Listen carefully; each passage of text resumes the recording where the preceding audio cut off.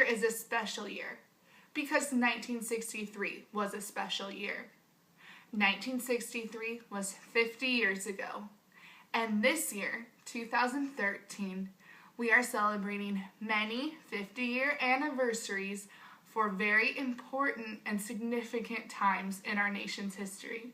One of those significant events was the March on Washington for Jobs and Freedom.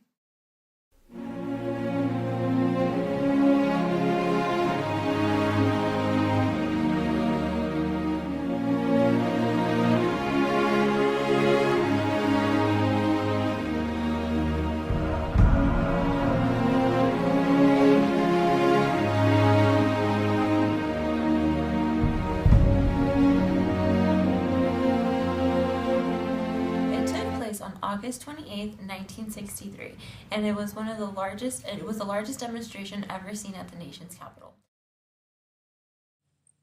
On the morning of August 28th, 1963, Sandy Williams woke up early and got out of bed.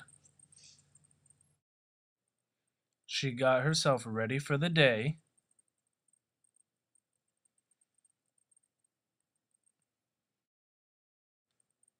She put on her best walking shoes, double knotted, of course.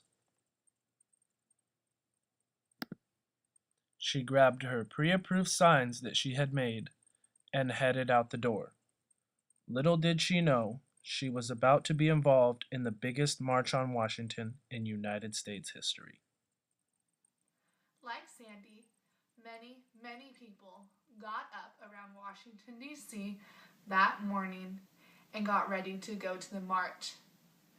Little did they know how many people were doing the exact same thing as they were. It was so big that nearly 250,000 people attended the march. Since the march was so big, it was the first to have extensive coverage on TV. Each individual that made their way to the March on Washington on that day in August in 1963 became a part of something much bigger than themselves. Some people came by bus and some people came by train. But all people who came to the march, whether they were black or white, joined together to fight for a common cause. The purpose of the March on Washington was to fight for jobs and for equal opportunities for everybody.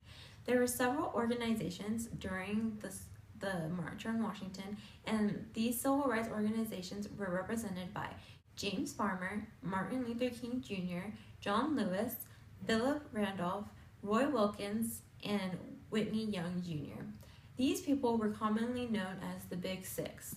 John Lewis and Martin Luther King Jr. of the Big Six gave two of the most noteworthy speeches of all times during the March on Washington. I have a dream that one day this nation will rise up and live out the true meaning of its creed. We hold these truths to be self-evident, that all men are created equal.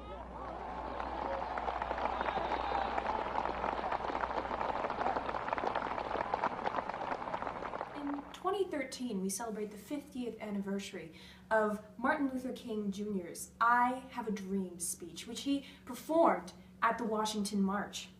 Well, in 1963, they were celebrating the 100th anniversary of the Emancipation Proclamation, which was signed by Abraham Lincoln himself. Slavery hadn't existed for over 100 years, and people were still fighting the government for equal rights. Though President Kennedy supported the civil rights movement, as is seen in his June 11th speech, he advised against the march, saying that people might find it to be intimidating and perhaps react badly. Many of these bad reactions were made, unfortunately, by the people in power, like police officers.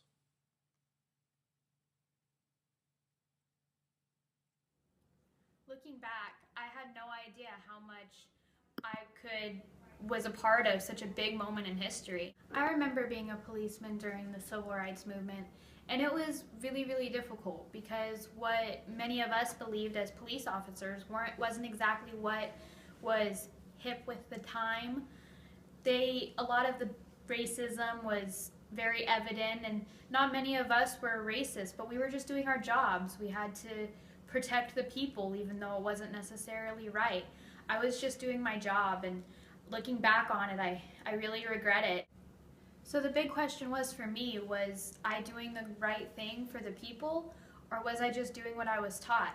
I was always taught to never go against the government and just do what you're told, but in this case, it really wasn't what needed to be done. In this day and age, everybody gets along equally, and everything is marvelous. Lucky for us, we can be used to equality today. But back then, it took things like the March on Washington to make the equality that we have today happen.